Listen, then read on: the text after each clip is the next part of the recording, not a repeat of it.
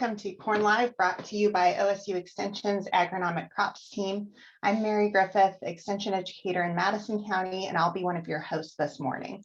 Our goal is to bring you up-to-date information throughout the growing season and an opportunity to ask any questions you have about what you're seeing in the field to our agronomic specialists at OSU and around the state. So I encourage you to ask any questions you have in the Q&A, and we'll get to all your questions this morning, either as you ask them or at the end of the session.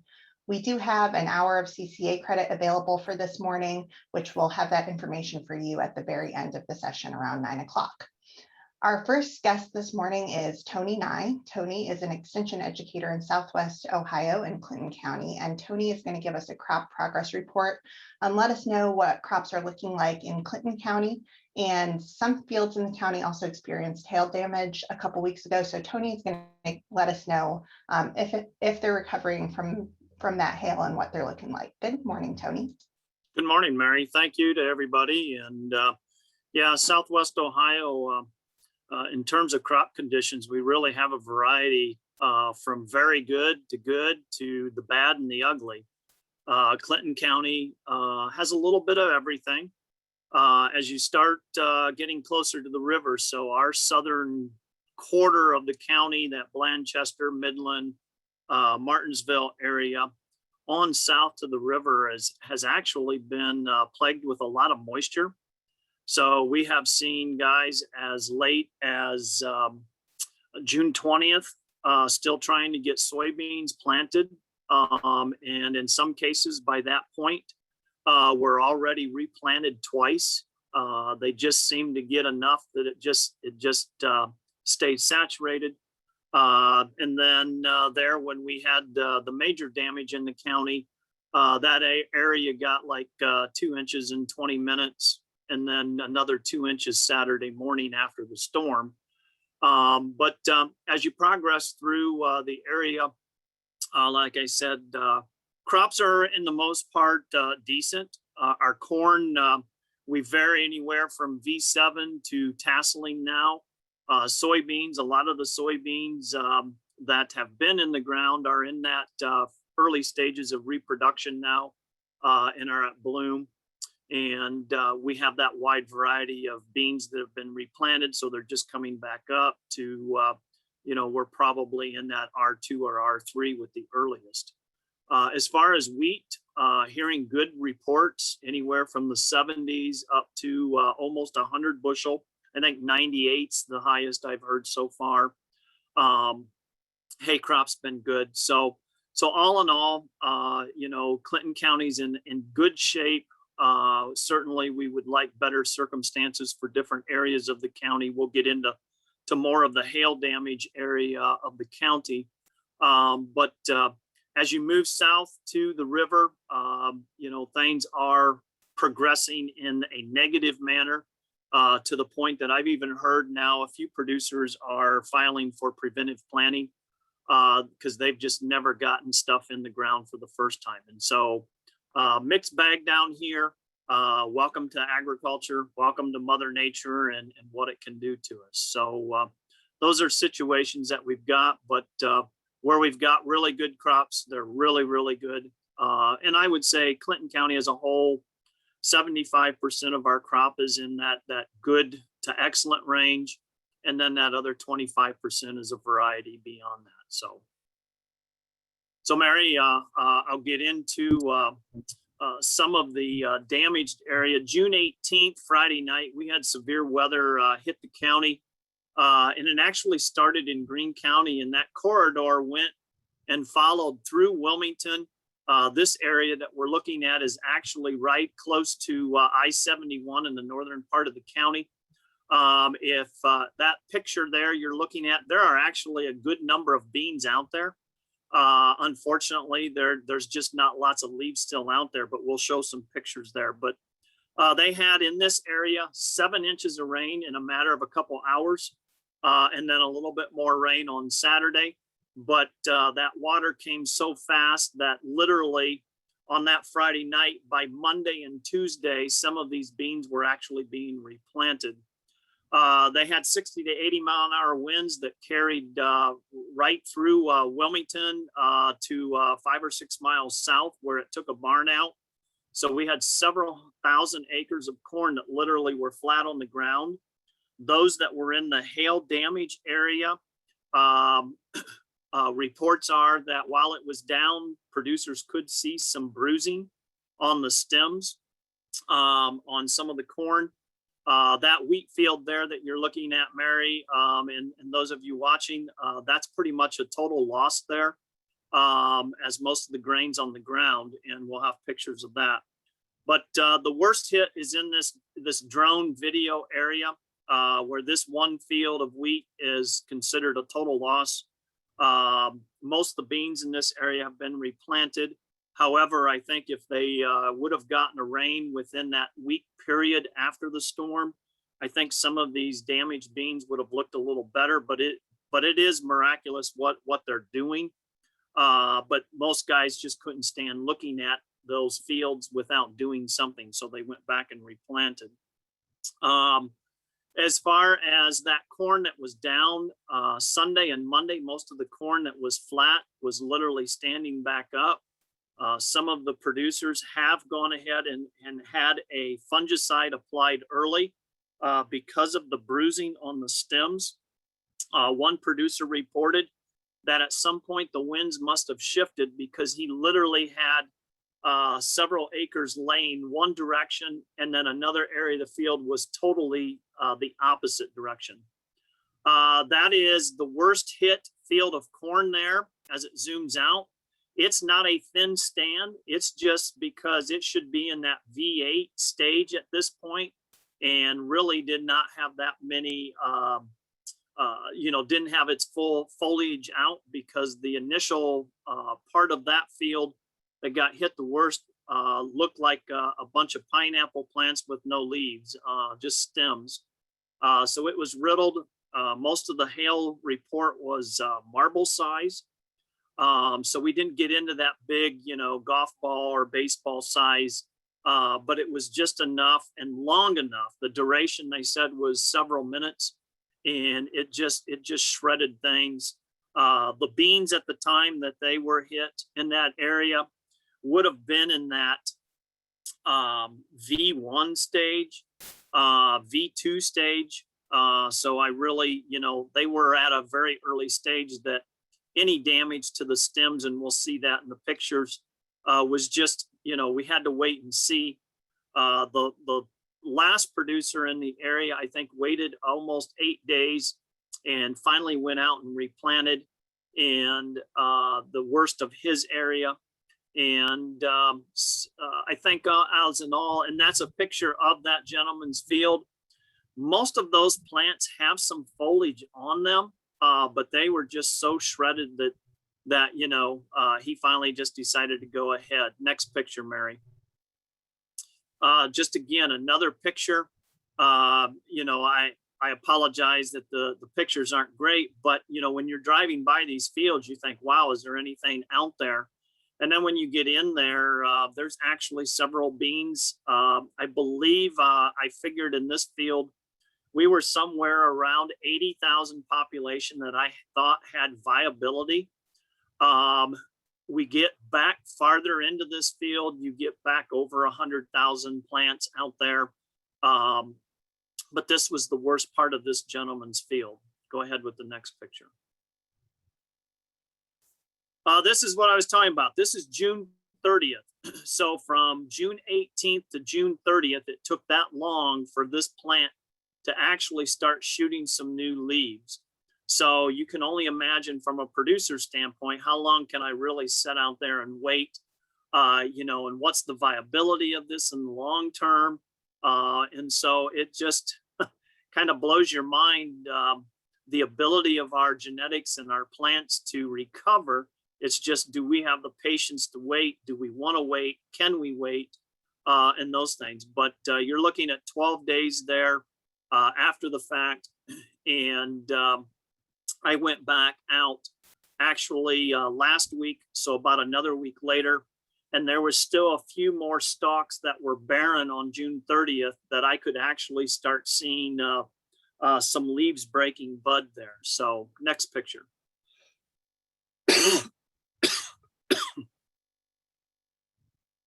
So this is the corn that was hit the worst. As I said, it was pretty much riddled where you could see the initial leaves dangling and just shredded. I mean, they literally looked like you took a weed whacker out there and shredded them. And there was considerable bruising on the stems in the worst areas. This corn leaned. It actually didn't lay as flat as other fields we had in the county. But if you remember on the video, this field looks very thin, and it actually should be somewhere in that V8 range right now. And it looks like it's in about V5, V6. So, and it maybe should be even farther along than that, but we lost that first V3 to V5 stage of plant material out there. So, you know, it'll be interesting to see what Alex thinks as far as, you know, what we might be able to get out of a crop like that, but it's coming. You know, fortunately, they have gotten a few more showers now here in the last week. And that's really starting to fill in now. I drove by there, like I said, last week, and you would not really know now to drive by that it was hit with the hail damage that it had. Excuse me. Next picture. This is the wheat. There are actually many of the kernels heads laying on the ground. This is across the road from that cornfield, back probably about 200 yards. I walked about 150 yards into this field, and it was very interesting to see that it was pretty knocked out all the way back.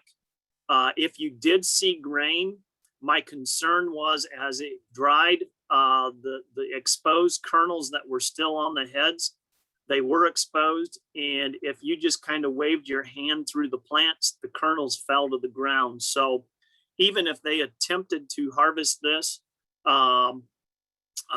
there just wasn't going to be much make it through the machine. The interesting thing about this, this gentleman has no crop insurance on this field. So they were not going to have to harvest for insurance purposes. So we have no idea what it had in terms of yield. Two estimates that other people came in and gave was under 5 bushel and under 10 bushel. As I said, a lot of the kernels just walking through were falling to the ground that were exposed as it was drying out. So lots of questions we had initially. The stories that you hear, human reaction. I talked to several on Saturday, spent several hours just talking to people and the stories that they were telling about how flat their corn was and you know, how concerned, but it was really interesting. We had very little snapped off. So we were fortunate that we had a later planting season this year. And as I said, Sunday and Monday, most of that corn was back up. I did look at some that, you know, were quite concerned on Saturday. And by Tuesday of that week, it was leaning a little bit, but certainly was back up. It would have been in that V4, V5, where I literally got in some of those fields that would have been about 8 miles south of where the hail damage was. So several thousand acres were impacted from this storm, not only from the hail and the wind and the excessive rain, or from the hail and the wind, but then you get into our southern part of the county where they just got blasted so fast, so hard that that caused as much damage crop-wise from a flooding and just overall too much moisture standpoint. So Mary, I'll turn it back to you. Thanks, Tony, for your update. We also have Alex Lindsey on this morning. Alex is an associate professor in the horticulture and crop science department at OSU, and he focuses on crop physiology and agronomy. Alex has done a lot of work on hail damage in corn, so he's going to fill us in a little bit on what we can expect to see with these crops at the end of the season. Alex, what can we expect from this early damage in terms of possible yield losses or disease occurrence? Sure, I appreciate the opportunity to come and speak with you a little bit more on this topic. I know we touched base a couple of weeks ago, and Tony, I really appreciate the update on those pictures that we showed a couple of weeks ago as well, to hear some of the regrowth and current state of things. And based on what you were mentioning, it sounds like things are coming along, which is kind of what we'd expect with corn. So we've had some experiments in corn where we've taken a weed whacker and clear cut corn at the V4 growth stage completely off of the soil surface. And as that regrows, the plant doesn't experience any yield loss compared to the negative controls that had no defoliation occur. So honestly, early season leaf loss in corn is probably the best time to be losing the leaves. And some of our work that we've done looking at defoliation of corn up through the 10 leaf growth stage, which is kind of the method that's used in that corn, soybeans, wheat, and alfalfa field guide. We have a defoliation loss chart in there for corn for different growth stages, but it refers to the leaf method. So essentially the leaf method is a little different than the collar method. The collar method, we look at the exposed leaf collars, but in the leaf method, you look at the leaf that has the tip curved towards the ground in corn. And so in general, the leaf method, you add 2 to whatever the V stage would be. So for instance, a 10 leaf plant would be at approximately the V8 growth stage based on leaf architecture and leaf growth. And so if I'm talking about leaf stages, that's how you relate it back to V stages. And so when we have about 50% defoliation of corn plants at the V8 growth stage or 10 leaf stage, we've seen a yield loss of between 6 and 7%. Honestly, that's about what we've seen. The range has extended from 2 to 14% in any given year. But in general, the yield loss at the end of the season is less than 10% from what we would anticipate. And so if the whole field was affected, you could expect probably a 6 to 7% yield loss. If only a portion of that is affected, you still should expect fairly decent yields for this year. I did hear some situations where the corn was above the V6 growth stage, resulting in complete loss of the plant. Essentially at V6, the growth stage, at that growth stage, the growing point goes from being below the soil surface to at or above, and those plants become pretty fragile. And so strong winds, if they came through and snapped the plants off, that could result in some stand loss. But depending on your planting date, that could really affect the yield loss you might anticipate. For fields planted in late April, even if you lose a decent number of plants, for instance, you can still get 92% of your optimum yield if you have a final stand of 20,000 plants per acre at the end of the season, compared to optimum yield that you might experience with a full stand. So that comes from the Ohio Agronomy Guide, corn chapter, table 413. Some information about stand reduction and the impacts on yield based on planting date can be found in there. So that's kind of what we can possibly expect to experience in our corn crop this year. I'd say somewhere probably between 5 and 10% in the affected yield areas, or in the affected areas from the hail. Potentially, that's kind of what we'd be looking at, given the growth stage where we were and the conditions that we experienced.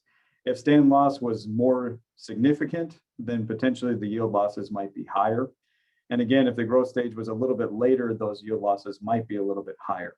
But again, I'd suggest you contact your crop insurance agent and have them come out to do an assessment related to that as well. For the soybeans that were affected, it was interesting to see the regrowth potential on those plants. Essentially, soybeans are really good at branching. If something happens to the top node where the plant's usually growing from, if that gets broken or frost killed, in the case of really early planted soybeans, the plant can adjust and produce side branches from the other nodes. So depending on how many nodes were cut off, that could affect the yield. So in the pictures that Tony was showing, it looked like some of the regrowth was occurring at the very bottommost node where the cotyledon's attached to the plant. So the cotyledonary node was kind of where we were seeing some of that regrowth. And if it was only at the V1 or V2 growth stage, that means it only had about 3 developed nodes at that point in time. And so if it's happening in the vegetative stages and we lose 2/3 of our nodes, that can result in some pretty decent yield losses, somewhere between 15 and 20%. You can find that in the soybean defoliation and stem damage article that was posted in the corn newsletter a few weeks ago related to hail damage and that sort of thing. And so essentially, if you're losing 2/3 of your nodes, the yield losses are going to be a little bit higher. If you're getting branches developing at higher nodes, it means your node loss is slightly less, meaning the end of season yield losses are going to be less. So we'd be looking at somewhere between 10 and 20% yield loss at the end of the season, given this early stage of hail defoliation, if nothing was done with replanting. If a replant decision was made, you'd want to look at the planting date, seeding rate, final stand impacts, and how that might affect yield at the end of the season as well, to get a better idea on what's going to happen in that situation. So that's pretty much the update that I had planned to provide. I'd be happy to answer any questions if there are any related to this topic. And again, Tony, I appreciate you showing those pictures. I think seeing the regrowth gives me hope for those producers that were affected. And if it was going to happen, I'm in a way glad it happened earlier rather than later, because I think our potentials from rebounding are a lot better. Yeah, we about 10 years ago saw about a 3,000 acre area get hit with hail, and the beans were about that size, and they took it a little bit harder because they were broke off right at the ground, whereas the corn was shredded, maybe not as bad as the one field, but like you would typically see with, just nice size hail without being really destructive. And those producers in the county are pretty good and run everything through a corn monitor. And I was later told that the worst hit field was actually their best yielding cornfield that year. You wouldn't normally see that, but it just happened to be that way. But the biggest problem then, like I said earlier on the beans, is it would have been nice if we could have gotten 4 or 5 tenths of rain about 5 days afterwards, because those area photos are actually showing, the lack of green material out there. But when you get out there, there's a good viable 100,000 or better in the back of that field that's in part of that picture. It just doesn't show up. The worst area was right out the gentleman's front yard. So he had to drive by it every time. He had to look at it every time he went to the mailbox. And he finally just said, I can't do it. Everybody else replanted. The June 30th timeframe, from the 18th, we already had replant beans back up where they were setting in that V1 stage. They weren't quite ready to put a trifoliate out yet, but they were certainly up and looked good. So. Well, thanks, Tony, and thank you, Alex, for sharing with us this morning. Good morning, everyone. I'd like to introduce Nate Douridas. He's the manager of the Molly Karen Ag Center, site of the Farm Science Review. And we're going to look at some of his equipment here. So welcome, Nate. And to start off with, vomitoxin levels across Ohio were pretty variable last year. What did you guys see there at Farm Science Review? Yep. Yeah, it absolutely was. We still have some of those issues that are going on today as producers try to get rid of their old crop before they think about harvesting this 2021 crop. So for us, we did have some challenges. We were able to get through them without too much trouble, but that there was a lot of variability with it. Sometimes the vomitoxin issues are pretty clear cut. And other times there's not a lot of patterns to sort out and try to work through and figure out what the issue was. But for us in our area, it seemed like corn that was harvested early had less vomitoxin, stored properly and dried, certainly had less vomitoxin issues. And, generally the fungicide applications that were timed well and positioned well also seem to reduce that vomitoxin level. So yields were challenging here last year. We had a very dry period from July 1 to September 1. And, a lot of people will begin to, try to be discouraged by crop and yield potential, but you know, our philosophy is try never walk away from a crop and do everything you can, because at the end of the year, yield is important, but we also have to have a marketable crop. And for us at the Molly Care and Ag Center, about 50% of our crop, corn crop, stays internally here in the Ohio State supply chain and goes to animal feed and research there within the university. So having a high quality feed that is dependable is very important also. So, you know, that was probably one of the bigger challenges that we had to deal with last year in the growing season, aside from the reduced yields. So last year, with all of this issue, all of these issues going on, we found information from Dr. Pierce-Paul. He shared with us that it's really important to get that fungicide down on the silks, which is hard to do with certain equipment, but you guys have some equipment you've been working on to target that a little bit more. Can you tell us about that and maybe show us some things? Yep. We'll look at I'll give you a quick shot here, what the corn looks like. And then we've got water in the sprayer here, and we'll do a quick spray on that. And then we'll kind of get right back. This corn is demo corn that was planted April 28th. It's a 100-day corn, a little over 1,200 growing degree days to get to that silking stage. This one itself is timed fairly well when tassels are emerged. We have a nice ear shoot out, and you know, there can be quite a bit of difference in some of those. This one seems to be aligned pretty well. We've had a pretty good growing season. We had 2 stretches through May and June that were both about 3 weeks long with little to no rainfall. And both of those were very hot periods, not necessarily humid. So as we approach, you know, these reproductive stages now, we've turned a little bit. We've got much more humidity. We've had some 2-inch rainfall events, and you know, the crop is still looking fairly well. So we'll get out here, and I'll just flip you over. This corn is a corn on corn field, and really it looks really good. We've got green leaves all the way to the bottom, and I'll just step back here a little bit. You can kind of see we're just into those last stages of putting up leaves. We'll have tassels out by the growing degree chart about July 10th. So just a couple days away from that. I would say we'll have to tack on a few more before we see really consistent tassels. With the corn on corn field, we're just going to kind of watch a few things here. We're going to watch our lower canopy. There you can see corn residue from last year. You know, we're going to be looking for lesions and stuff down here. It was mentioned that the corn crop seems to be a bit short this year. I would agree. We've got some short internodes, and you know, we're not going to have 12 and 16 foot tall corn. This corn right now, that top leaf on me is going to be, you know, that I'm standing here is going to be about 7 foot tall. So still some height to put on, you know, once tassels get up there. But we talked about the equipment. So this sprayer is our track sprayer. It's got plenty of clearance so that we can get under get everything over top of the corn canopy.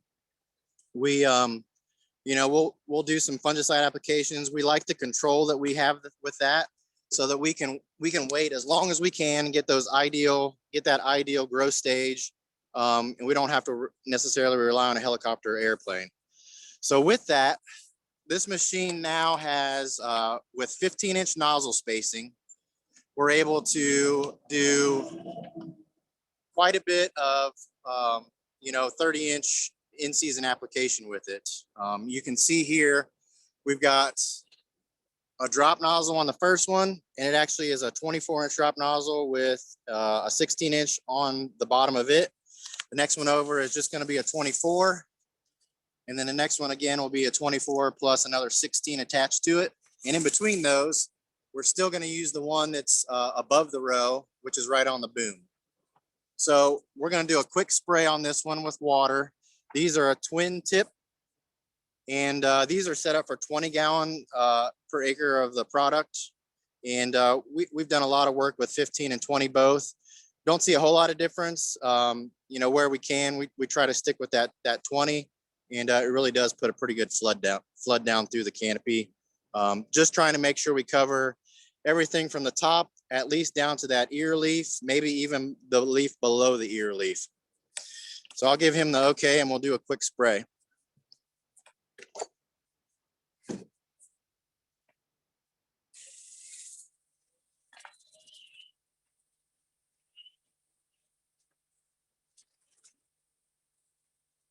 You can see a little bit of that. We're really just shooting that stuff down there.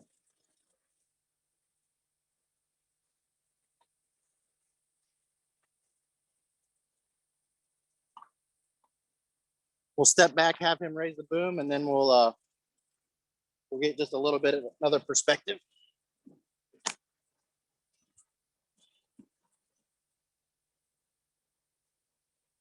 So it really is just a nice, kind of a varied application of the product, really penetrating it down, and we get really good coverage with that.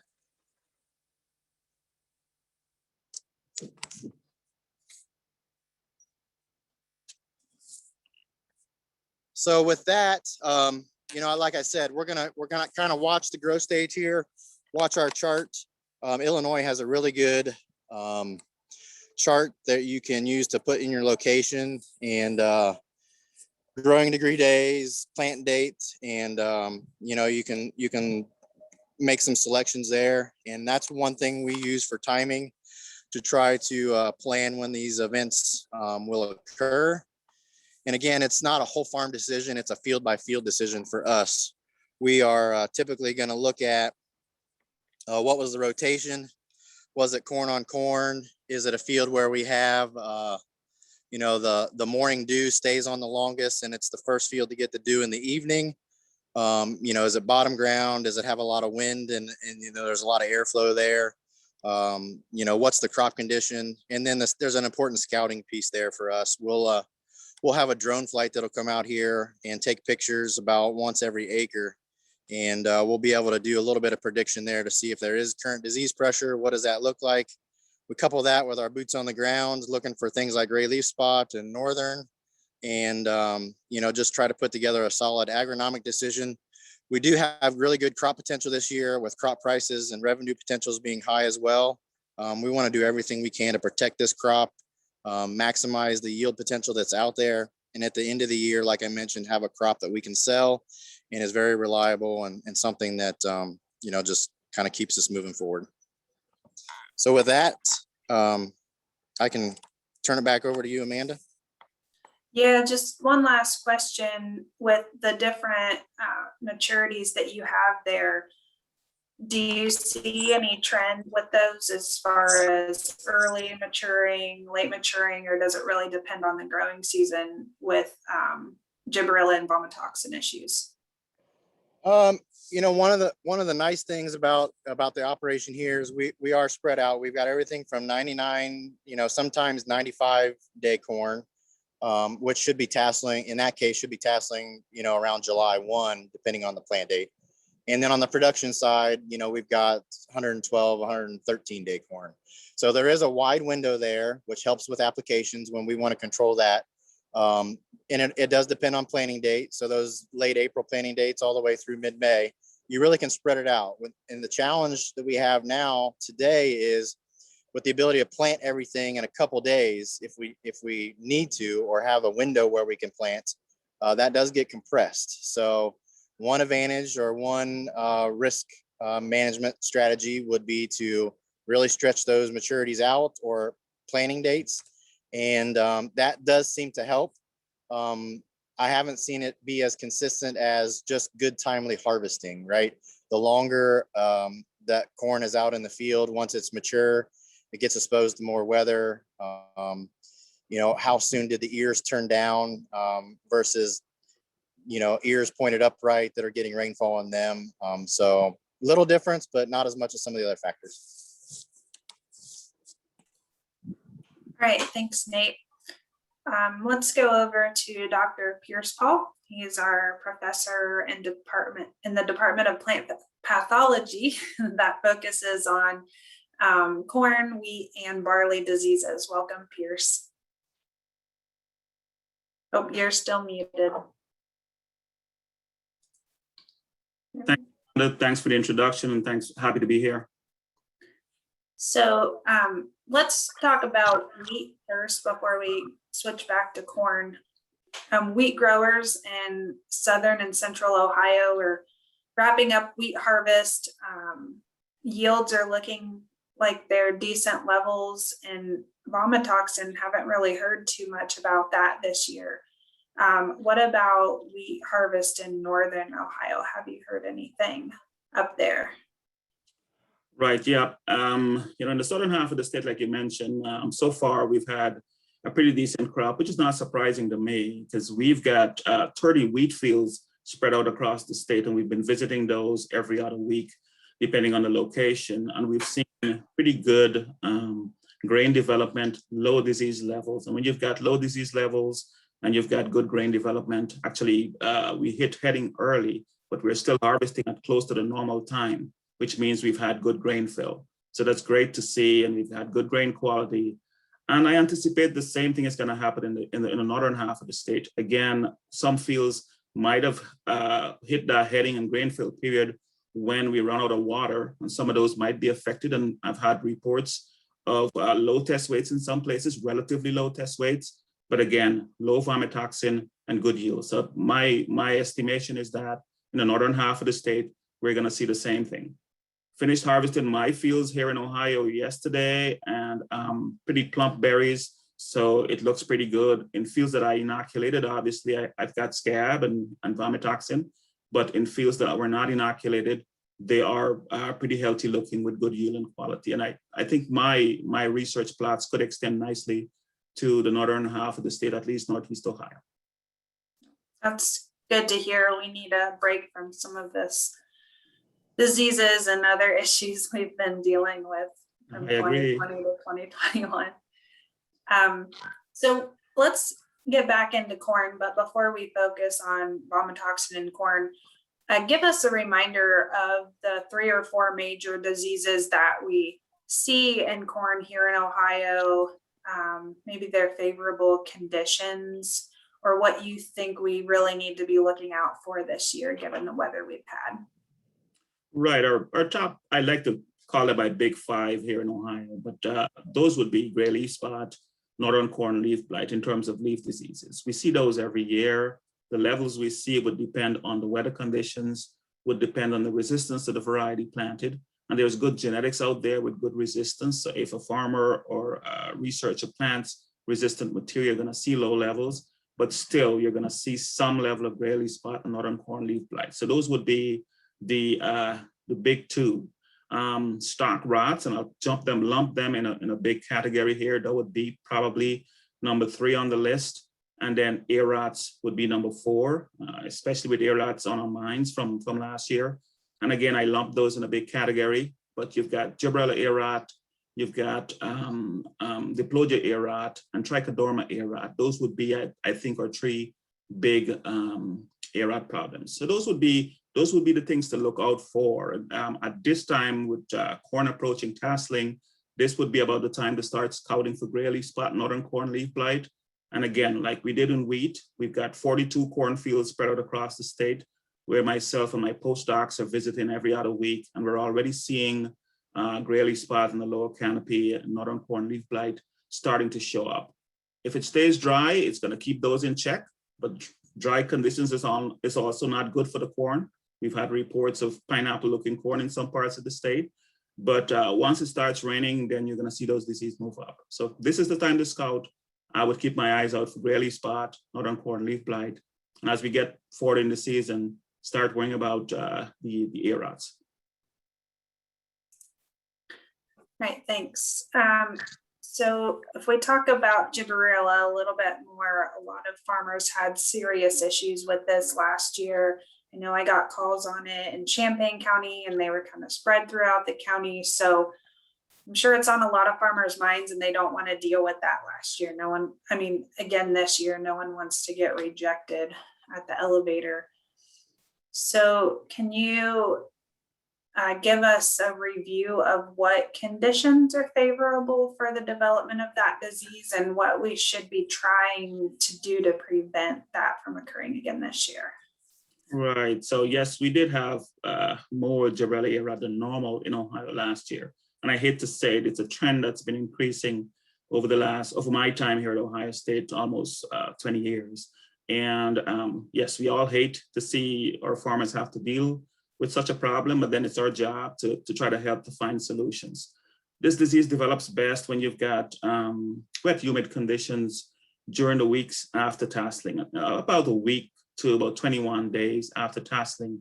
If you've got high relative humidity, it doesn't necessarily have to be rain, high relative humidity and warm temperatures, that's when it develops best. We've got some work done by one of my students with some funding from the Corn Board, showing very clearly across the state, when you've got those combinations of conditions, that's when you've got the highest levels of Gibberella aerat and vomitoxin in the grain.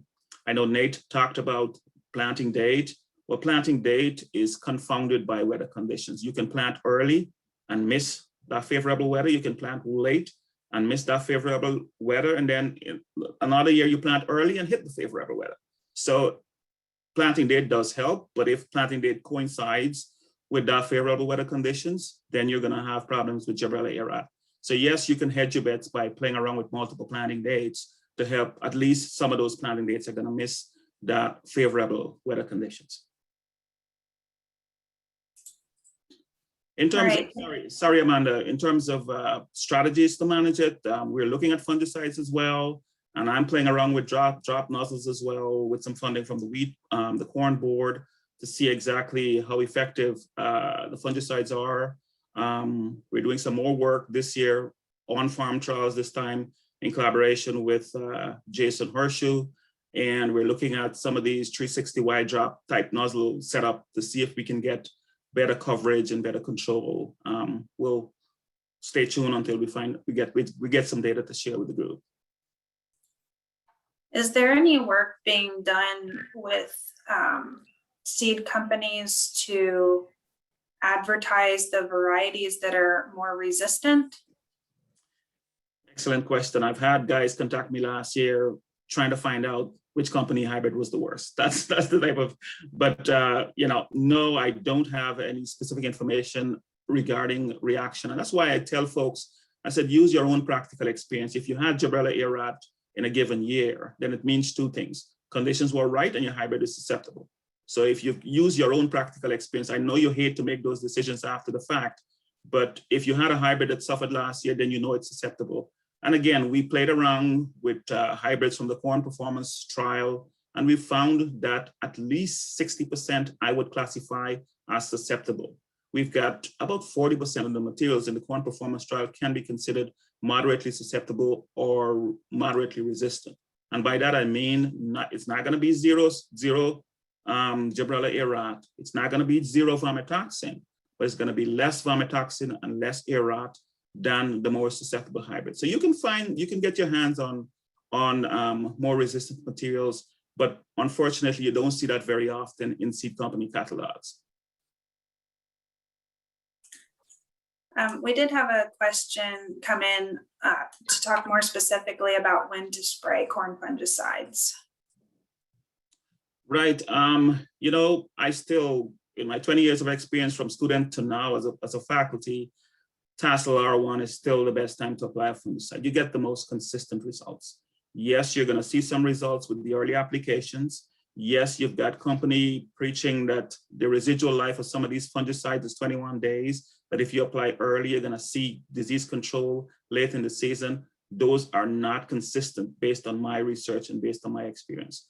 Tassel R1 is your best growth stage. It gives you good leaf disease control. And as soon as we figure out the application technology for aerats, that same application timing give you good control of aerats as well. So I would still, dedicate my effort and time to fungicide applications looking at that Tassel R1 growth stage. Amanda, I had a question for Pierce. So in the hail damage area, when there's lots of bruising, do you recommend a fungicide treatment soon and then worry about the R1, tasseling timeframe and do again? What is, because that was a big discussion we had. Excellent question, Tony, and I didn't want to monopolize the conversation, but with hail damage, you can get a little bit of smut in there, which is not a major problem from an economic standpoint. But hail damage typically is associated with smut diseases. Now, in terms of fungicide, my colleague Carl Bradley, Allison Robertson, Iowa State, and Carl was at Illinois before he went to Kentucky. They did whack down some corn, just like Alex talked about, and sprayed fungicide, and did not see a yield benefit to applying fungicide, even in soybeans, in whack down corn with a hoe or something. They did not see benefit to using fungicides for hail damaged corn. And to me, it makes sense in the sense that fungicides is meant to control infection from a biological agent, a fungus, and hail damage is a physical damage that does not, lead to a yield benefit from fungicide application, unless you've got some disease infecting. Like I said, smut can infect, and smut is not usually a major problem in the state. So my first reaction would be, I don't think it makes sense to apply fungicide to hail damaged corn based on the research we've done.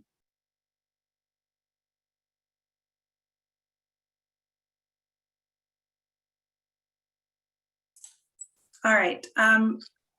At this point, I think we'll move on to our next speakers, and then we'll come back at the end of the session to do more Q&A with Pierce. And I see there's one in here for Nate as well, and any other speakers you have. So if you do still have questions, please type those in and we'll get them answered. Right now, we're going to move on, turn it over to Mike. Thanks, Amanda. We'd like to welcome back Brad Moffett, Director of Market Development and Membership at the Ohio Corn Growers Association, Wheat Growers Association. So I want to ask you, Brad, just to give two quick updates. One, we've talked a lot about vomitoxin this morning, and could you maybe give us a little bit of an update on how corn growers are addressing this issue? And secondly, it sounds like we still have some excellent yield potential out there in a lot of our fields around Ohio. And maybe give growers that are online here today a reminder about the National Corn Growers Contest and how you can reach out to county extension educators to serve as supervisors. Certainly, Mike, and thank you for this time. On the vomitoxin issue, we obviously have a great deal of confidence in Dr. Paul, who is our go-to guy as far as vomitoxin research. We tried to assemble a list of things to take to National Corn Congress next week of positives that occurred during COVID, because it's real easy to see the negatives, but we want to take some positives to infuse into the conversations out there. And one of the positives is all three of our boards, both checkoff boards and the association board, work to create strike teams, one for carbon, one for ethanol, and one for vomitoxin. And the vomitoxin conversations led to a submission by Dr. Paul and extension educators that he partners with to take a deep dive into this vomitoxin issue and look at obviously fungicide application, but also what can we do at the harvest level and what can we do at the on-farm storage level as far as handling the grain, cleaning the grain, and things of that nature. And Dr. Paul wrote a really great RFP to us, which our board readily funded. And hopefully over the next 2 to 3 years, we're going to have some good advice come out of that to help guide farmers on things to do on the farm to hopefully reduce this. And if we have it, what can we do to mitigate it? So that project's going on, and I'm sure Dr. Paul will have much to report in the future. And I also thank you for the time to plug the corn yield contest. I would say several of us have been out, including several extension educators, doing checks on our wheat yield contest, which most of our wheat is harvested. I was in Crawford County yesterday and got drenched. We just barely got the entrant that I was supervising to the elevator to get it weighed. But every field that I've had a chance to get in or offer advice on as far as the yield contest, I haven't checked a single one or heard of a single one that's under 100 bushels per acre. So we've got some really good wheat out there. And vomitoxin levels under 1 part per million. The highest I've experienced was 0.57 yesterday. So the vomitoxin in the wheat's been good. The protein's been good. Don't have a falling number data yet, but I expect that's going to be good as well. But back to corn. The corn yield contest, we had almost 400 entries last year. We hope to hit 500 this year, but the early entry dates passed, but farmers and seed reps still have until August 18th to get entries in. And I would remind everybody that the prizes are significant. The winner gets a 1-year free lease on an unreversed seed tender. Second place gets enough fungicide to treat 40 or 50 acres of corn. So we have some significant prizes. Plus we've got some really nice trophies that we award to first and second in all 9 of our grower districts. So if we have farmers and seed reps listening in, we encourage you to get those corn yield entries in by August 18th. If you need any assistance, do not hesitate to call our office. And all the entry information can be found at ncga.com. Our Ohio prizes and winners are based on the data that's received by national corn growers for the national yield contest. So that kind of sums up what I have to report on vomitoxin in the yield contest, Mike, and we appreciate the time from Ohio Corn and Wheat. Thanks, Brad. I think we have some questions in the box, so I'll turn it over to Amanda or to maybe sort through some of those questions. All right. We have a couple questions in the chat, and then we'll flash up the CCA credits. We have a question from Bob for Nate. Nate, what is the crop damage for spraying 7-foot corn? For us here, little to no crop damage for a VTR1, application on corn with our ground sprayer. A couple reasons. This sprayer has tracks. It'd be equivalent to a wheeled machine with a lift kit on it, where there's corn going under the belly of the machine, and occasionally the boom is pushing it over, but it's not enough with brace roots and a good strong crop to knock it over and create any physical damage that way. And then coming in to make the application, think about the traffic pattern. For us with RTK, using guidance lines for the same guidance lines, no matter what crop or what application we're doing, we're following a pre-emerge. In this case, in this cornfield, we're following a pre-emerge corn herbicide traffic pattern, a corn post-emerge herbicide traffic pattern, and with the damage, if you will, that's created by turning on the headlands on the end, that has already been established. We continue to travel the same direction. We always start the field in the same place, and really from those 3 applications, you generally don't grow any additional crop damage from the application itself. Kind of a related question for Nate or anyone that has thoughts on this. Is aerial application of corn fungicide acceptable versus ground sprayer, and differences in, I guess the question is about both damage to the crop from application and efficacy? of application? Maybe a good question for Pierce. My comments. When we started the partnership with this sprayer setup the way it is, we realized very quickly that we could cover the acres ourselves without having the cost of aerial application. And while the aerial applicators, helicopter or airplane, do a very good job, they cover a ton of acres. They're very efficient about it. You do have to get on a schedule, so the timing can be one of the challenges. The cost, you have to be prepared to manage the costs there. That can be another factor. But for us, we see just, really good return on investment. We're 100% on the timing, unless we're waiting on a rain event. And, we can try things like these drop nozzles, trying to follow along with what Dr. Pierce Ball is doing on the research side. It also gives us the ability to do some check strips or come into a field with a couple different products. And those, while are still possible a lot of times with your co-ops and your aerial applicators, they can be more of a challenge. So we really like the ability to do ground application, and again, just a lot of flexibility.